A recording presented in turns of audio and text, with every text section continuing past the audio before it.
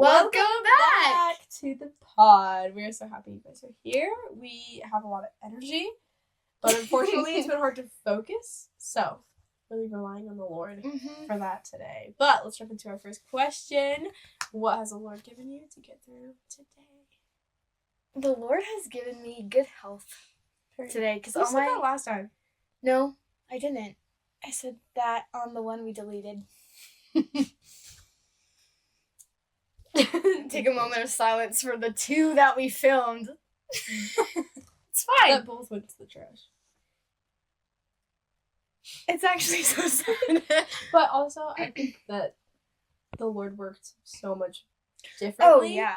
Through, I was going to say better, but like, the Lord is just good.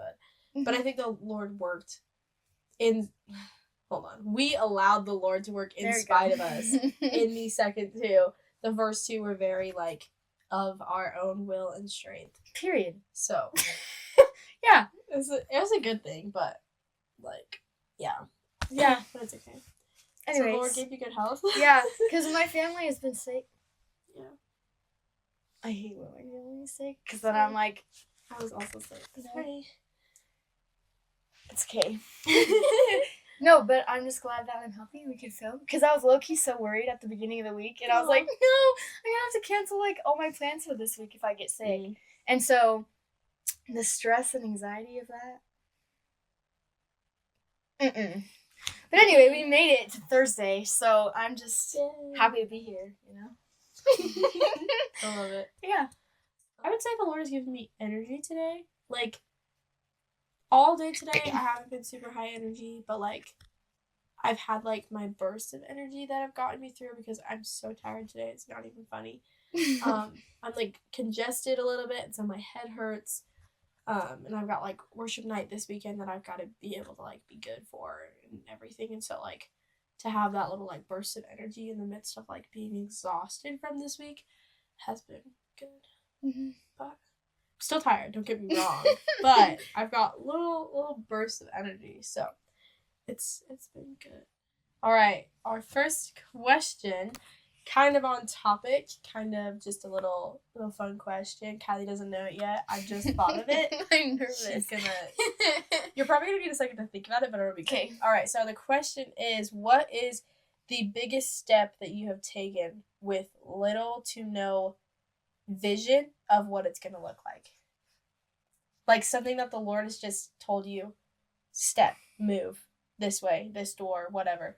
And you've been like, all right, without knowing what it's going to look like. I have one ready if you want me to share first. Yeah, you start and I'll think about it. Kind of the first thing that comes to mind with this, I mean, there's a lot of moves that I've made in life that have been very, like, the Lord's timing and perfection without me knowing what it's going to look like. But the first thing that, like, came to mind is when I broke up with somebody that I was with for over a year and a half.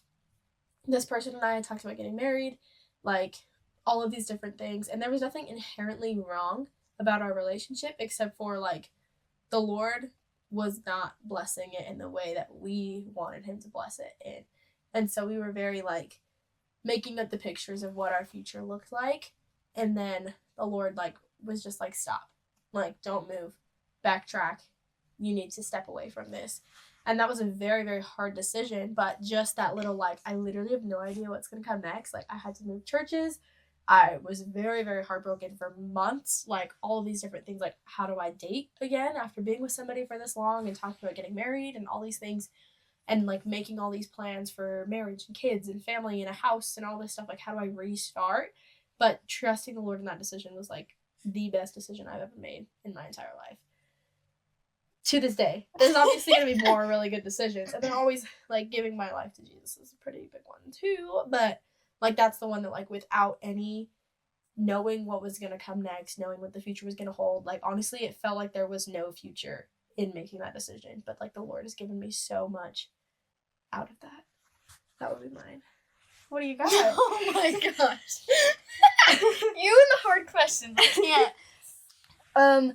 When we first moved to Utah, there was, we started going to the youth group that I go to right now. And you were actually my leader, which is so weird. It's so weird. But anyway, it was before my dad had taken over a youth pastor role. And a few of the girls came up to me after youth and they were like, hey, so we're like trying to do this thing, rebuilding our worship team and all these sort of things. And I was like, no. Because one, I had never sang in front of people before, like ever. I was like, actually, that's a lie. I did theater growing up, but I like never, as Kylie, was like, yeah, I'm just gonna sing. Like I liked to when I was little, but I never wanted to at that point in my life. I was like, that's not what I like to do. I like theater because I'm somebody else and I'm singing as somebody else, and like I have that kind of like to hide behind, you know? And so I was like, oh no, thanks for the offer, but like, no, I'm not doing that. And I went home and I was praying about it and I was like, okay, Lord, because it kept popping into my mind and I was like, okay, like, are you trying to tell me something? Like, what is going on here? And so I was thinking about it and praying about it, and I heard him say, like, there's no bad thing that'll come out of you just doing it. And I was like, okay. And so the next week at youth, I like went up to one of the girls and I was like, hey, I actually am like willing to do this. Like, is there a time I can audition? Whatever. And that kind of started this entire thing of like my passion for worship leading. And so, yeah, I kind of forgot about that story until just now. But yeah, that's nice. I love it. Yeah. That's really cool. That's really cool. I didn't know that. I forgot about that until just now, but that's awesome. Yeah. Yeah. Well, today we're kind of the like sentence that we're kind of going off of for everything today is something that was sitting in my notes from I don't even know when. I collect a lot of just notes of things that like people have said, things that I've said, things that the Lord has spoken to me that are just like nuggets, you know. And so one of those nuggets that was sitting there for who knows how long was the sentence, your circumstances are only your chains if you let them be. And so kind of talking about like in the midst of whatever is going on in life, whatever room you're in right now, whatever like phase of life that you're in, whatever season that you're walking into or walking out of, like giving it to God and giving him everything in the midst of that. So as we were kind of talking about it, one of the passages that we both just listened to a sermon on was Matthew 14, starting at verse 22 all the way through 33. And it's, I'm not going to read the whole thing. Should I? Mm-hmm. I'll read the whole thing. You should. Yeah. But it's the kind of like the title of this section is Walking on the Water. And it's when Jesus calls Peter out to walk on the water with him. And then Peter gets scared. So I'm just going to read it really quick and then we'll see what the Lord does with it. But okay, starting at verse 22, and I'm reading in the CSB, right? The CSB version. That's just the study Bible that we have. Yeah, but whatever version you're in, you'll be able to follow along. All right, so it says, immediately he made the disciples get into the boat and go ahead of him to the other side while he dismissed the crowds. And this is all happening right after Jesus just fed like the 5,000 men and all their women and children with just a couple loaves of bread and a few fish. So, like, this big thing just happened, and then the Lord's like, all right, here you guys go ahead while I take care of the crowds. So starting at 23 now. After dismissing the crowds, he went up to the mountain by himself to pray. Well into the night he was there alone. Meanwhile, the boat was already some distance from land, battered by the waves because the wind was against them. Jesus came toward them, walking on the sea very early in the morning. When the disciples saw him walking on the sea, they were terrified. It's a ghost, they said, and they cried out in fear. Immediately Jesus spoke to them, have courage, it is I, don't be afraid. Lord, if it's you, Peter answered him, command me to come to you on the water. He said, come. And climbing out of the boat, Peter started walking on the water and came toward Jesus. But when he saw the strength of the wind, he was afraid, and beginning to sink, he cried out, Lord, save me. Immediately Jesus reached out his hand, caught hold of him, and said to him, you of little faith, why did you doubt? When they got into the boat, the wind ceased. Then those in the boat worshipped him and said, truly, you are the Son of God. A lot of things to unpack here. What, like, kind of immediately stands out to you in terms of, like, circumstances and, like, giving things to God in the midst of our circumstances? What's your big, or even just, like, a big takeaway from the passage? Something that I had written down from the sermon as well, because it's, like, the thing that we were listening to, there's so many little things, but we both got so, like, such different takeaways from it. So that's also something that's really cool. Sorry, anyway. I think the first thing that like pops out to me is it says immediately 3 times. And it's all for different things. So the first time it says immediately he made the disciples get into the boat and go ahead of him. And that's in 22. And then 27, it says immediately Jesus spoke to them, have courage. And then 31, yeah, Jesus reached out his hand and caught hold of him and said to him, you have little faith, why do you doubt? And I think that every time that something is repeated, it means it's something that's really important. And I think it's kind of showing how, like, God doesn't be like, okay, like, we can be in waiting seasons, but he's not going to be like, oh, I'm going to wait. He, like, knows the exact time, and when it's that time, immediately it happens.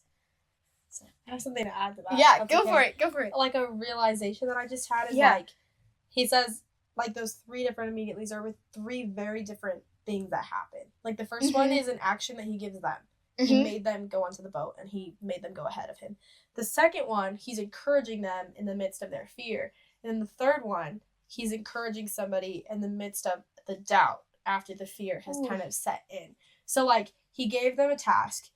They were afraid in the midst of their task, and then he still was there immediately after when they started to doubt in the midst of the fear of being that in that task that he gave them. Like, he sent them out. Like, me now would know, like, if the Lord told me to go and do something and then things start to get, like, crappy, like, okay, that's, like, God trying to show me and teach me something because he sent me there. Like, yeah.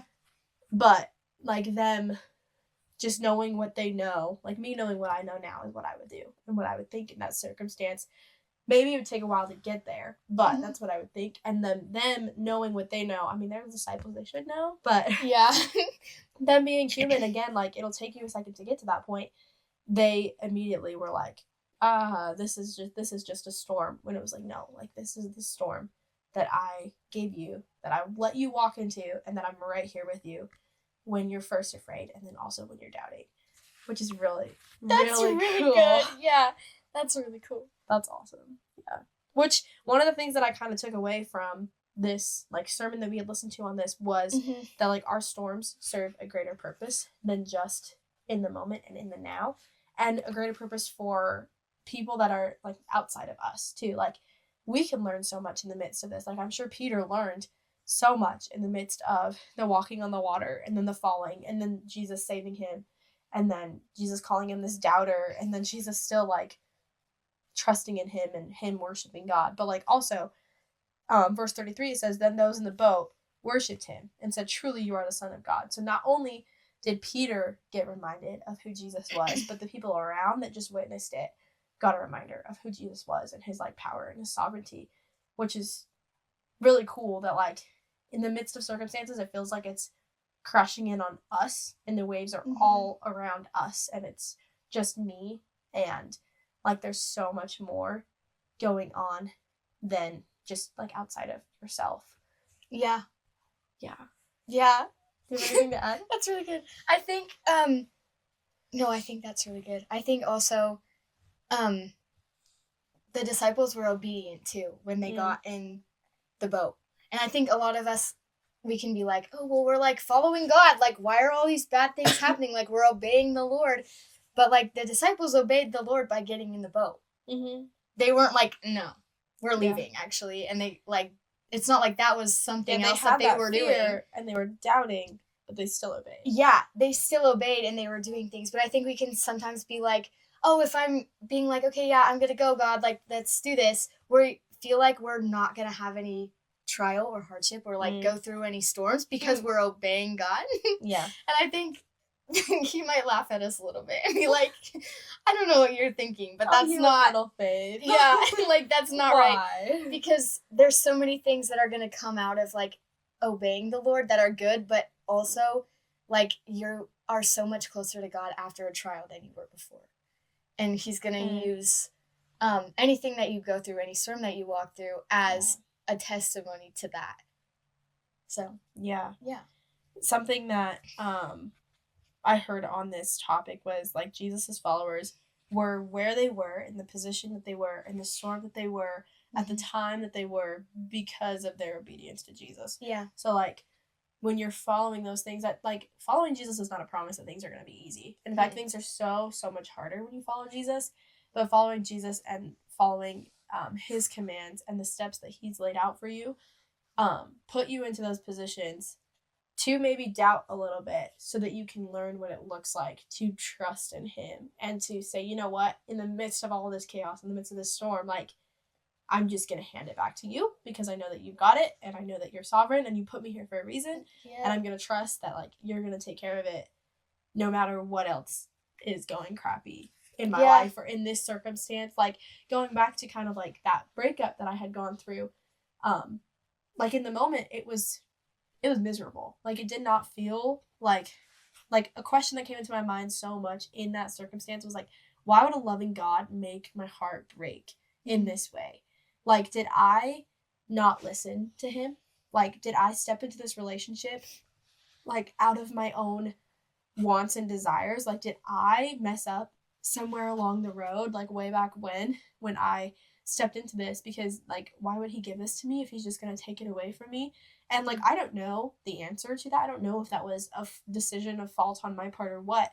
But what I do know is that the Lord redeemed the circumstances when I said, you know what, God, this is not my relationship. This is not, like, my thing to handle, and I want you to handle it the way that you're going to, and I'm going to step in whatever direction you say. Yeah. And that was not a one-day decision.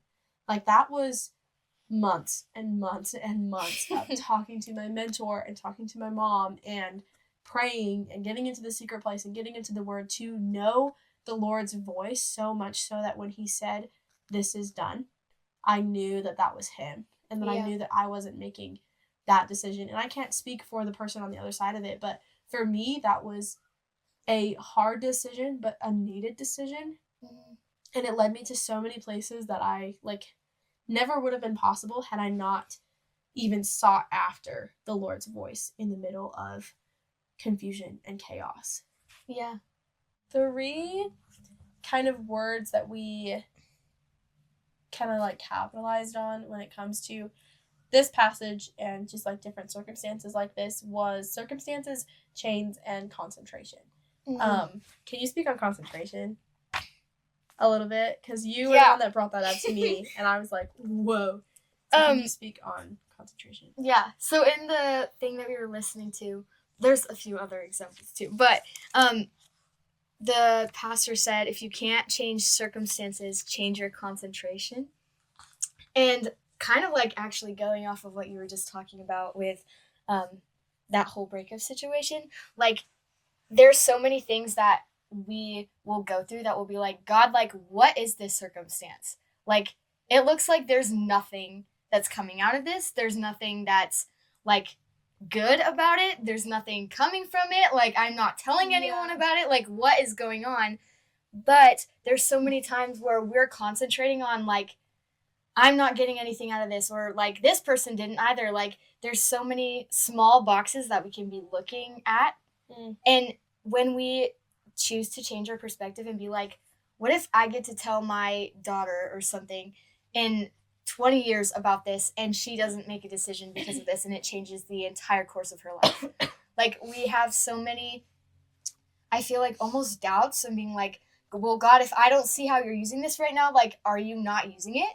But there's so many times where, like, the timing isn't right. And if we wait and see, like, all things work together for good. And it might not even be in our lifetime that we see that, but it will be used in some way. And so I feel like changing our focus and our concentration to something else and being like, okay, Lord, like, I don't see it, but obviously you do, so I'm just going to trust you, is very important. Yeah. And I think, like, in the concept of a storm, like, focusing on, like, turning our concentration onto Jesus and, like, who he is and, like, the character of God versus the storm around us, which is the hardest thing to do. Because, like, I honestly personally kind of hate thunderstorms because I hate fireworks and they remind me of fireworks. So, like, I love the vibe, but I can't get behind the destruction that storms can cause. And that causes me so much fear. But if in those moments, there's been a lot of times in storms where I've been like, you know what? Like, God created this. Like, that is so cool. Like, there's been times when we've been in storms and we're like, God, is that you? And it's like, and we're like, whoa, no way that was actually the Lord answering us. Like, what? But, like, turning our concentration onto the person who is going to take care of it and has taken care of it every single time. Something you were talking about was Matthew 8, verse 23. Yes. And Matthew 8, 23 to 27, this almost exact same situation happens. And I want to touch on two things here. One, concentration, and two, concentration on the Lord and his goodness, but then also two, on timing. Mm-hmm. Because this is a little while before, I don't know how many years exactly, but this is a little while before. And starting at Matthew 8, verse 23, it says, "As he got into the boat, his disciples followed him. Suddenly, a violent storm arose on the sea, so that the boat was being swamped by the waves, but Jesus kept sleeping. So the disciples came and woke him up, saying, 'Lord, save us, we're going to die.' He said to them, 'Why are you afraid, you of little faith?' Then he got up and rebuked the winds and the sea, and there was a great calm. The men were amazed and asked, 'What kind of man is this? Even the winds and the sea obey him.'" Two things there. One, they've already seen this happen. Like that Matthew 14 passage, they've already seen, these are the same disciples. Mm-hmm. Nothing's changed. Same people. Yeah. Same guys. Nothing has changed. And they've already seen Jesus calm winds and waves. And they've already seen nature and the world around them obey somebody like Jesus. So they already know the nature of him. Also, they've seen all these things happen. Also, right before they got on the boat in Matthew 14, they just witnessed Jesus take this tiny little amount of food to feed thousands of people. And they still, in their moment, were so focused on the power and the destruction of that storm and those waves that they weren't looking at Jesus and the fact that he is sovereign and he's going to take care of it no matter what. He might slap him upside the face and be like, "Why are you afraid, you of little faith?" He's literally said that statement twice, "You of little faith." But, so first off, he's done this before and they've seen it, so their concentration is off. Second thing with the timing kind of statement is that in this first circumstance, that could have been the circumstance where Jesus called Peter to walk on water, or he called one of the other disciples to walk on water, but he didn't. He waited until the second time around where he said, "You know what, actually, I'm going to send you guys out." The other time, Matthew 8, he went out with them, having a jolly old time. He's just taking a nap. And then all of this chaos starts to happen. The second time, he sends them out on their own. And he says, "You know what? You guys go. I'm going to take care of the crowd. I'm going to go sit in the secret place with Abba Father myself, and then I'm going to catch up with you."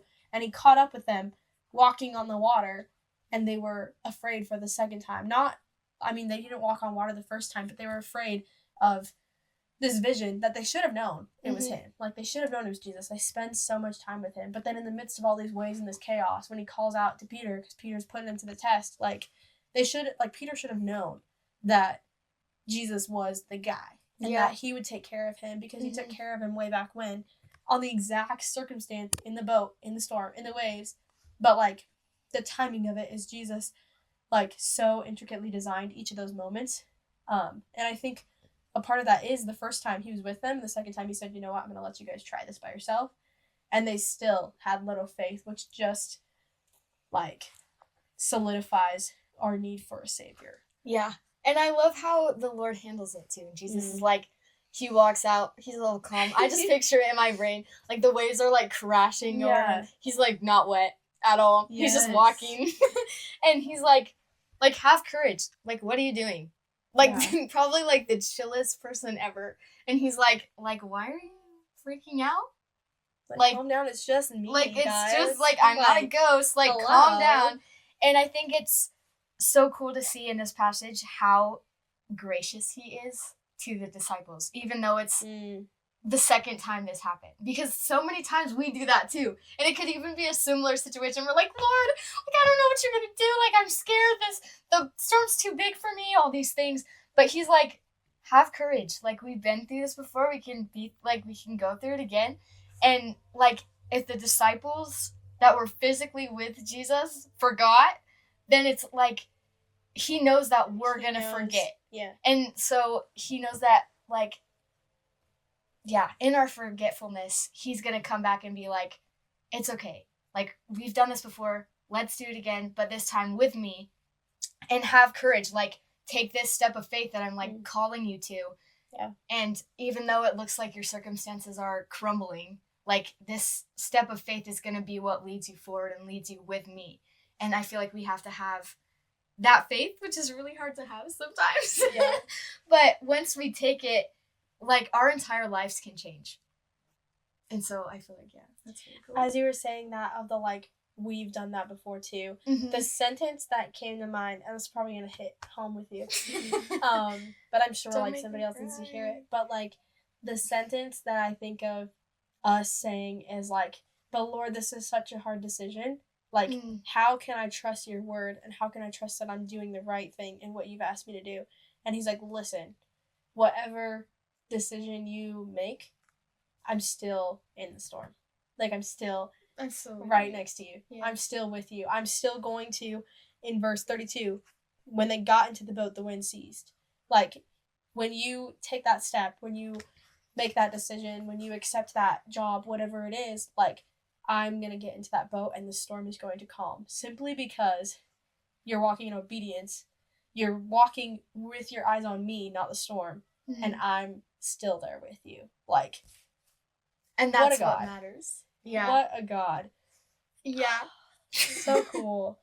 So that's kind of so cool. Like the concentration side of it. And then let's talk of like a little bit of like practicals, like when we're in those like circumstances that are hard to focus on Jesus. Like, how do we not let that circumstance become our chains and those things that hold us back? Do you have any thoughts on that? How do we like allow our eyes to stay on Jesus, to allow him to move, so that those circumstances don't keep pulling us back? Because I think it's okay to say that sentence every now and then of like, "But God, I don't know. But God, I'm scared. But God, whatever that is, fill in the blank for your circumstances." Mm-hmm. But I think it's okay to feel that way, but I don't think it's okay to consistently over and over and over and move ourselves into that. I think that's where the enemy kind of tugs at us. Mm-hmm. I think of his promises. Mm. And that sometimes when I'm in the middle of the storm, it honestly makes me really mad. Because that's something that he'll whisper to me is like, "What are my promises to you?" And I'm like, "Oh my gosh, okay. Whoops. Okay." You know, and I know that like one of the really big ones that was in this sermon, but also just like in life in general, is like, he's not going to leave me. And so no matter what the storm I'm going through is, whether that's loneliness, whether that's depression, whether that's making a decision, whether that's literally whatever storm you could be going through, he's not going to leave you. And he's like sitting right there with you. Mm. And I forget that too often, that I can just be like, "Abba, like, I don't know what to do, but I'm going to believe your promises to me that you have given me over and over and that are in your word. And make sure that I'm like looking to you, because I know that I can't do this by myself, but I know that you promised me that you will do it for me and be with me while I'm walking through this storm." So yeah. He's our good shepherd. He's our shepherd. I was honestly looking for the Psalm 107 that you said, and then I stopped because Psalm 105 popped up, and that like I kind of just skimmed. God is so good, y'all. Psalms 105, starting at verse 1, says, "Give thanks to the Lord, call on his name, proclaim his deeds among the people, sing to him, sing praise to him, tell about all his wondrous works. Boast in his holy name, let the hearts of those who seek the Lord rejoice. Seek the Lord in his strength, seek his face always. Remember the wondrous works he has done, his wonders and the judgments he has pronounced. You offspring of Abraham, his servant, Jacob's descendants, his chosen ones." And then, it keeps going on and on about promises and covenants and thousands of generations. But, like, even that one last little verse on verse 6, "You offspring of Abraham, his servant, Jacob's descendants, his chosen ones." Like, you fall into that line. And so, like, all the promises of Abraham and of his people and of the fact that we are his chosen people, like, that is us. Like, that's not just Abraham and for like Old Testament times, like that is us in the now. And so like jumping back to relying on his promises and who he is and his character, and like if you don't know his character, read the Gospels. Like definitely read Old Testament. You can see the Lord's character throughout his entire book, but especially the Gospels. I think John and Luke like lay those out super well to understand the character of Jesus, who is also God. And if anything, like, Jesus' actions display such a real act of love, because he was this person that came into the world to be a person just like us. So, like, looking at those things and writing them down. Write down the verses of promises that you see. Like, if you're hoping for healing, write down that verse of healing that happened in the Bible. If you're hoping for food, write down that promise of food that happened in the Bible. Like, whatever that is for you, like, write down those specific promises that the Lord has given his people, his chosen people, which is you, not just them. Yeah. Did you have something? No. I was like, I'm I'm ready. ready. She's like, okay. No. I feel like that's a stopping point. I don't feel like that really we is have good. like, I think the Lord could go on and on and on, but I think so too. I think that was kind of the gist of what we were hoping for and so much more. Yeah. In saying that. And so I think the last kind of like closing little bit before, can you brainstorm a challenge? Sure. Okay. The last kind of little bit that I think is just capitalizing on that, like giving God your circumstance, but like really genuinely handing it to him. And I look at it like give it to God and then like turn your eyes back to him type of a deal. Like give it to him over here and then turn away from it completely and look at him and his character and his face and his glory and his sovereignty. Because the second that you're like, here you go, God, but I'm looking at you, like you're not really giving it to him. Yeah. Like it's like this mirror. There's a mirror that's sitting right there. You guys can't see it. But like the first time we filmed was like, I probably move that mirror because I'm going to look at myself and I'm going to catch myself moving. And like right now I can see my hand moving in it. So it's like that mirror being like, it's okay. Like I'll leave it. I'm just gonna put it right there. It'll be fine. But I'm still like, I still see it. I still know that it's there. Yeah. And it's still bugging me every time that I move. But I'm like, the difference is like, that is giving it to God. And then giving it to God really would be like, I'm going to flip that mirror around. I'm going to look away from it entirely. I'm not going to worry about it. Yeah. Because like, God's got this. God's got the circumstance. And I literally can hands off this. Like, I can trust in him. I'm not doing anything. I'm trusting in him. But I can hands off. And if I don't, my circumstances and my storm are going to start to hold me back. Yeah. And I don't want to be stuck by those chains. And I don't want to be afraid. And I don't want to be called you of little faith.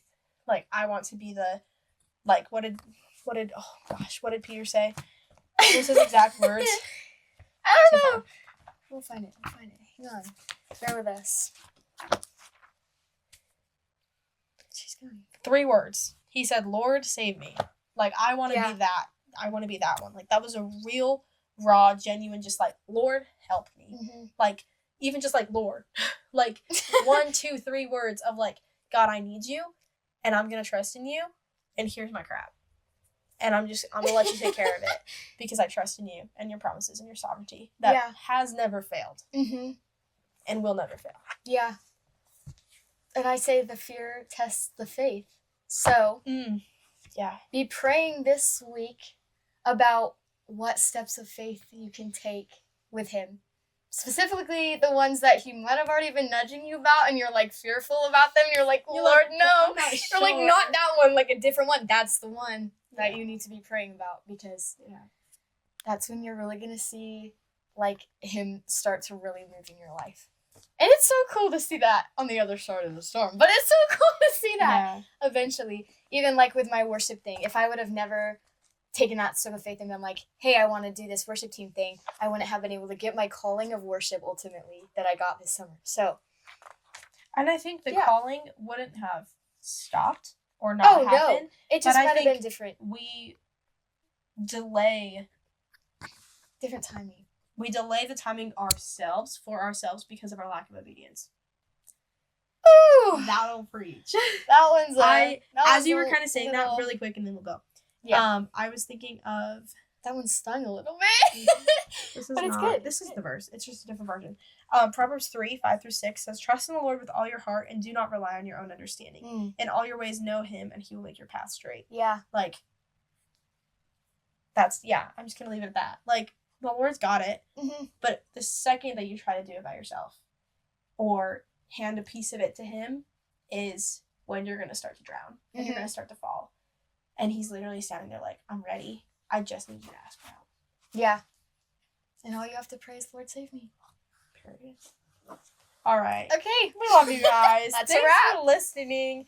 I hope that was, I know that was for somebody, if not even just for us. But real. That was so good. Cool. Well, love you so. See you guys in 2 weeks. I can't even move my foot. Don't touch my leg because it'll hurt.